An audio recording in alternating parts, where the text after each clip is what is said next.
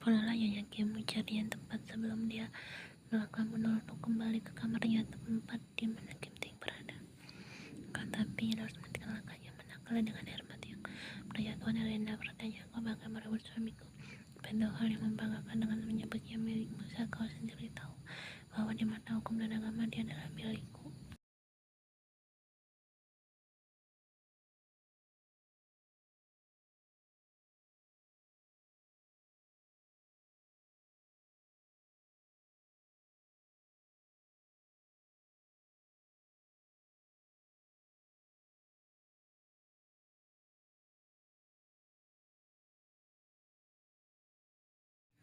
Lian semakin melebarkan senyumnya manakala kepalanya berhasil mengingat racun-racun itu dengan baik. Lalu masih dengan senyum yang sama, Ian kemudian membalas, "Pernah mendengar hukum bertuai dan tanam?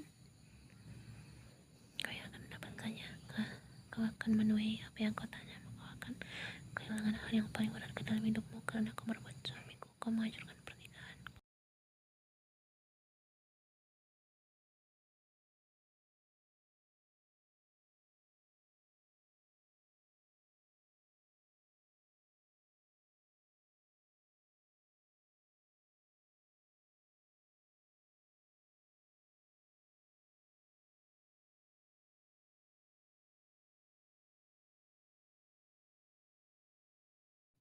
Siapa tahu hal brengsek yang membuatmu menyumpahi orang lain sekarang adalah hasil panen rayamu atas kamu di masa lalu. Ujarnya yang berbuah tamparan di wajahnya oleh Helena. Ketika Kim itu lepaskan seluruh amarahnya dengan mendaratkan tamparan itu di wajah Yen.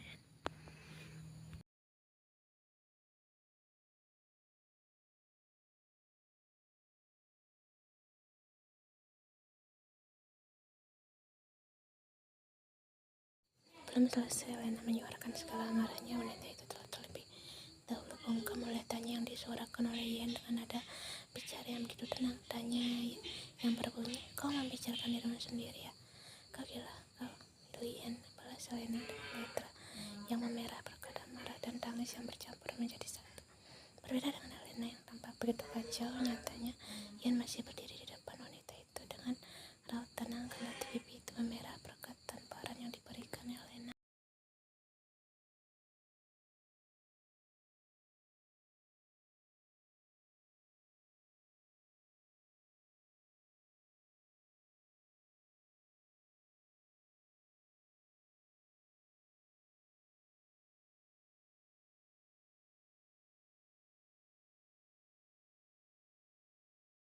Racun-racun yang disuapkan secara paksa oleh dunia, racun-racun yang temu dan racun-racun yang bertahan dalam dirinya untuk terus menyiksanya ini tengah melambaikan tangannya pada Yen. Racunnya datang bersama rasa sakit dan amarahnya, tetapi untuk kali ini ia memilih untuk menahannya seorang diri. Sayang sekali ya, suamimu jauh lebih menyukai untuk Ian ketika dia melihat api amarah Helena yang sampai terkubur oleh diam yang dia beri.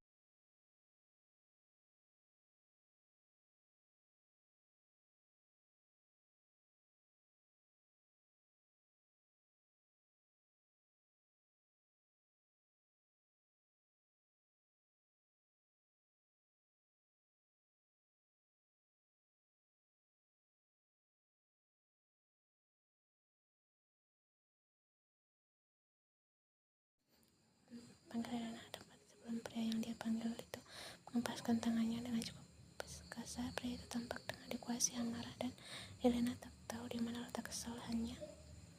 Seharusnya dia yang bersikap kasar pada sosok suaminya ini karena bisa menjalin hubungan dengan sekretaris itu. Akan tetapi dari sorot yang diberikan Taeyong padanya, Helena Kim tahu pria itu tak sedang dengan kehadirannya. Oleh karena itu, dengan netra yang terus menatap Taeyong, Helena bertanya, "Kau marah padaku?"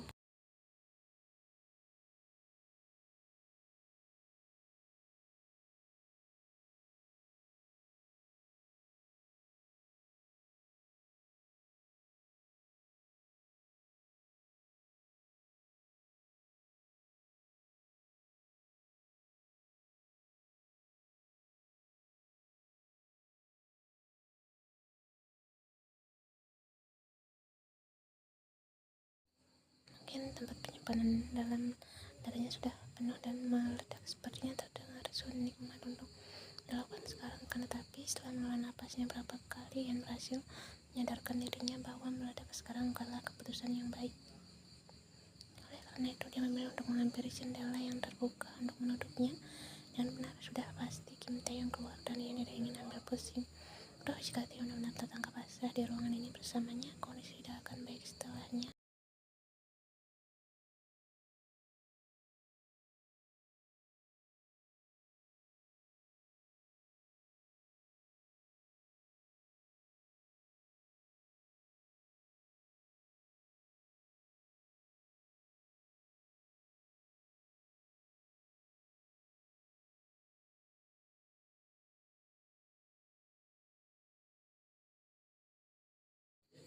Kim Tae-yong tetap di kamar kita, biar aku yang mengurus Elena. Pastikan aku mengirimnya pulang malam ini juga. Jangan lupa mengunci pintu. Aku mencintaimu. Tae-yong menutup pintu kamar barunya ini setelah membawa Elena masuk. Benar, dia keluar melalui jendela dan membangunkan petugas model ini untuk meminta satu kamar baru.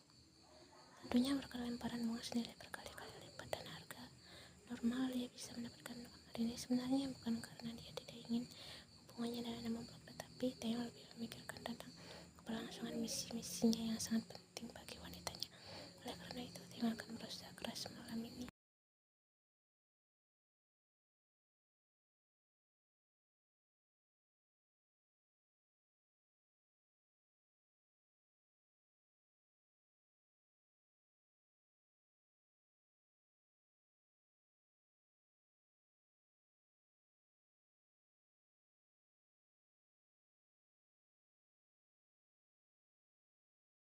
Dia bisa melihat bagaimana Elena memandangnya penuh kesakitan. Wanita itu bahkan turut meneteskan air matanya dengan bibir yang bergetar saat bertanya, "Bah, aku keterlaluan?" Karena dia tahu dia mengasihani wanita di hadapannya ini, Tae-yong tetap membalas dengan nada bicara yang kelewat dingin, "Ya, kau sudah sangat keterlaluan."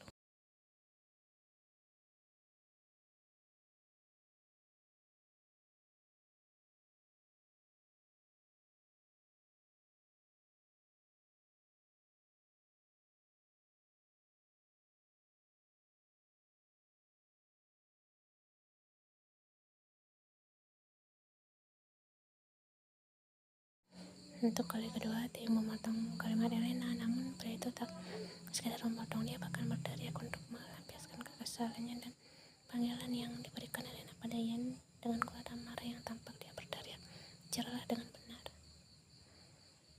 Dengan air mata yang terus berjatuhan, Elena bertanya, Kau membentakku karena wanita itu kau membelanya. Tae-yong, apa benar kalian bersama? Kau mengkhianatiku, cari-cari Elena ketika mendapati prianya ini hanya memberinya bungkam.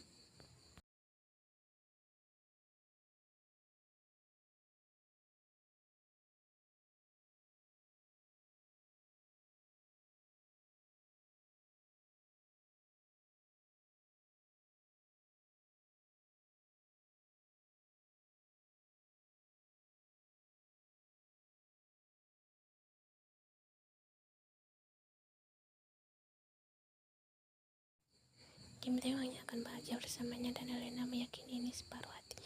Oleh karena itu, Elena secara tak sadar menyandarkan kepalanya di dada Tae-yong dan mulai menumpahkan tangis. "Aku mencintaimu, kamu jangan seperti ini, Tae-yong," pinta Elena sambil menegarkan lengannya di pinggang Tae-yong.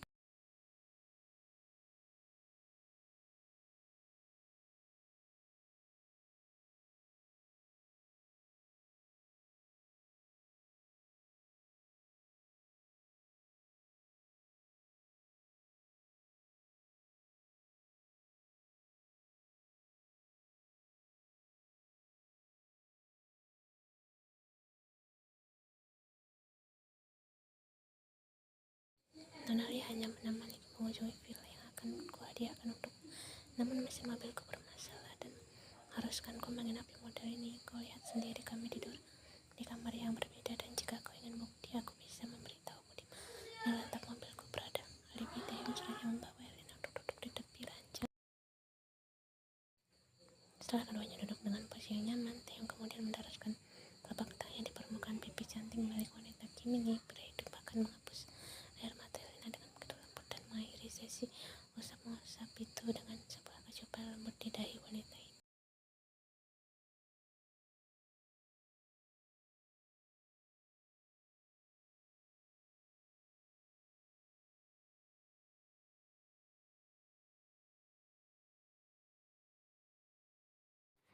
Dia hanya mencintai Lian dan dia bertahan dalam misi ini hanya untuk wanitanya itu. Kendati begitu, Taeyong telah mengucapkan cinta kepada wanita lain tetap terasa memuakkan untuknya. Dia berbohong dan rasanya begitu menjijikan. Namun lagi dan lagi dia bertahan dalam misi ini untuk Lian. Benar, memang sudah seharusnya seperti itu.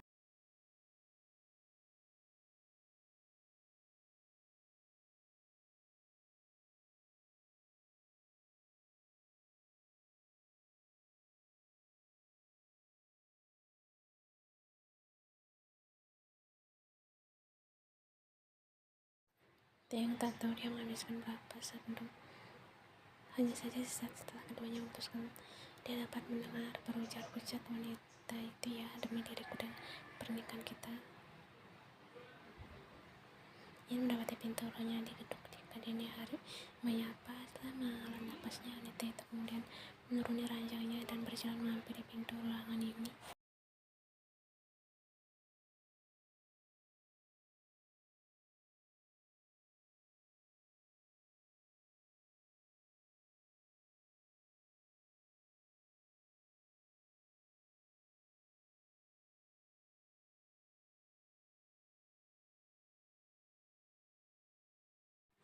Kau apakan dia sampai mau pulang? Tanya Yen yang tengah duduk di atas ranjang dengan punggung yang bersandar di kepala ranjang ini.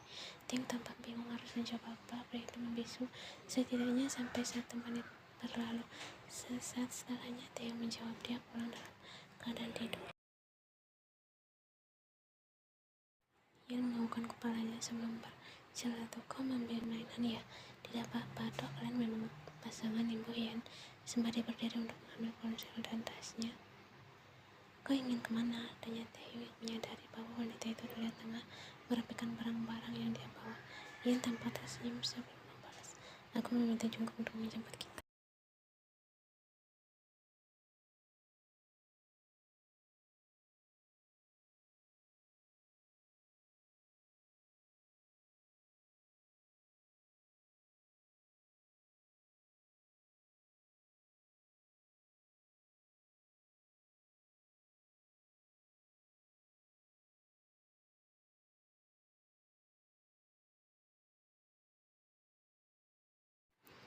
Apa yang aku katakan? Tanya Taeyong yang diemui. Lihat aku, Yen.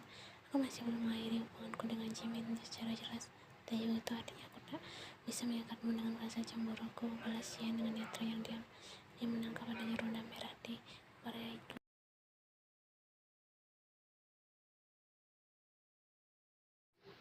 Bagaimanapun keduanya adalah pasangan suami istri dan Yen tahu dia tak berhak marah atas itu. Oleh karena itu, daripada menanyakan pasal rona merah itu, Yen lebih memilih untuk bertanya, nanti kau bisa menemaniku di rumah?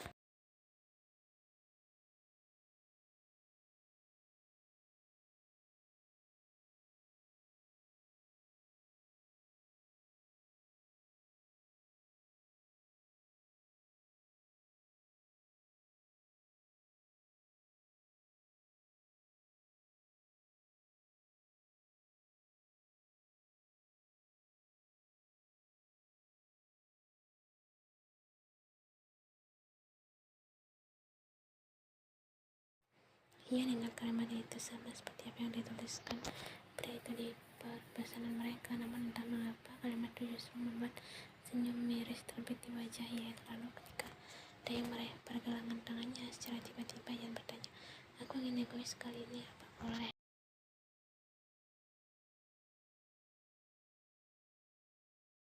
Aku hanya tidur denganmu dan aku ingin kau melakukan hal yang sama pula. Jika kau ingin hubungan yang impas-impasnya, izinkan aku untuk membuat pesta perpisahan dengan Jimin selayaknya yang saja kau lakukan dengan Elena.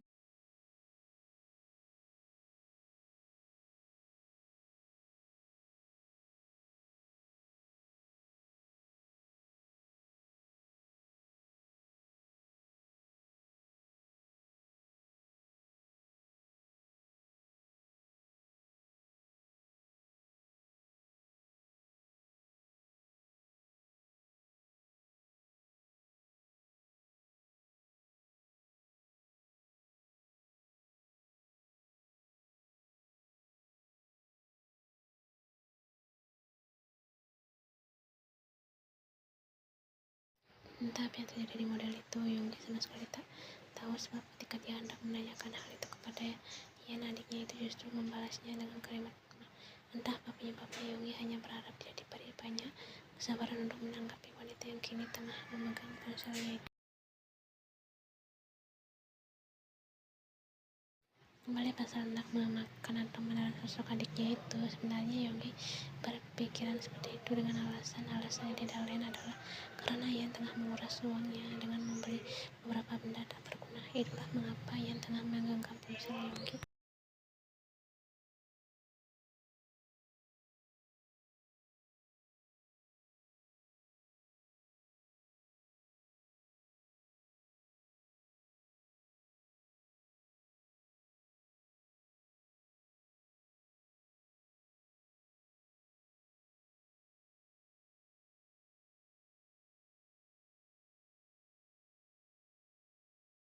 Dengan layar ponsel yang dia tunjukkan ke arah Yonggi, Ian kemudian bertanya, "Saksi mana? Polisi atau kucing?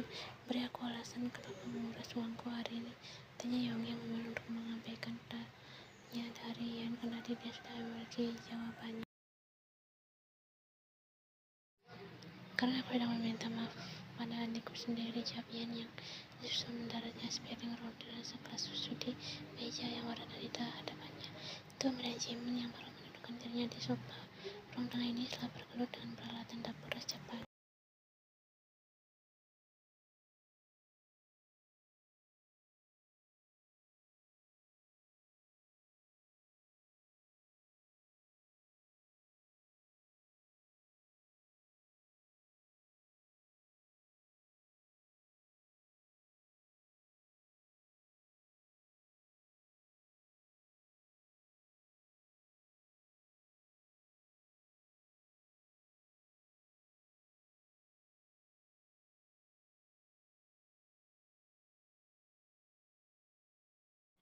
Kurasa Ian bisa mengambilnya sendiri juga, balas Dayung dengan senyum cairnya. Manakala Jimin kembali membalas, Yonggi terlebih dahulu mengambil alih. "Nah, pada itu seraya berujar, biar aku yang memegangnya, jangan berdebat. Ngomong-ngomong, ada yang ingin aku bicarakan di rapat kali ini?" tanya Jongwon yang memutuskan untuk duduk di samping Ian.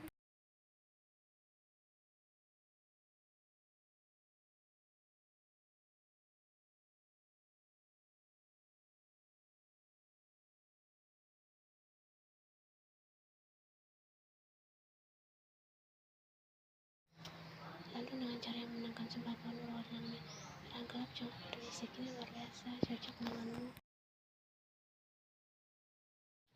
Ini sudah siang dia buat segala mungkin." Padahal perbuatan kecil Taeyong dan Jimin berhasil membuat jantungnya bekerja secara berlebihan. Ian kemudian menanggapi kalimat Jongkok dengan ujar, "Aku cocok dengan apa saja."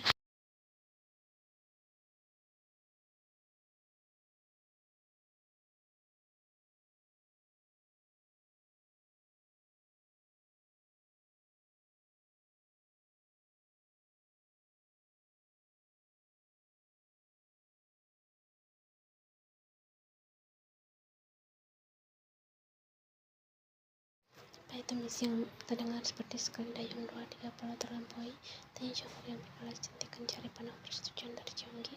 Karena netranya fokus pada pemesanan gaun yang dia lakukan dengan uang Yonggi, Ian tetap menjawab pertanyaan, "Memangnya misi apa?" "Kau tahu kan penganggur milik wanita itu?" tanya Yonggi yang diam menantikan sisa itu yang masih dia miliki. "Kulihat aku atasnamakan dirinya," jawab Taeyong yang berbalas sanggukan dan mengeluarkan kewenangan itu pada seorang pria yang menjadi sasaran misi baru kita. Namanya Yohan, seorang pria yang banyak menghabiskan waktunya di klub malam terbesar di kota ini, dan misi kita sangatlah mudah," pada Yonggi sembari menatap Ian.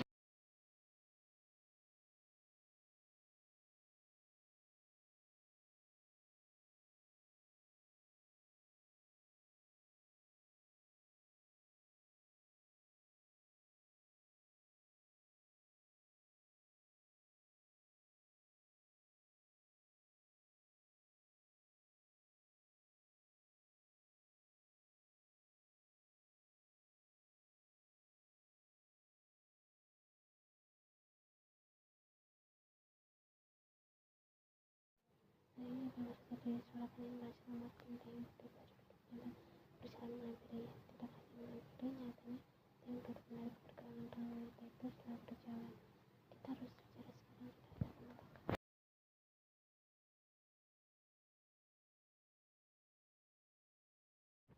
Dengan enggan ia mengikuti Taeyong yang membawanya ke halaman belakang rumah ini, di mana ada taman juga kolam renang di sana. Ketika keduanya sudah sampai di tempat yang cukup jauh dari ruang tengah, Taeyong kemudian bertanya, "Kau menyetujuinya?"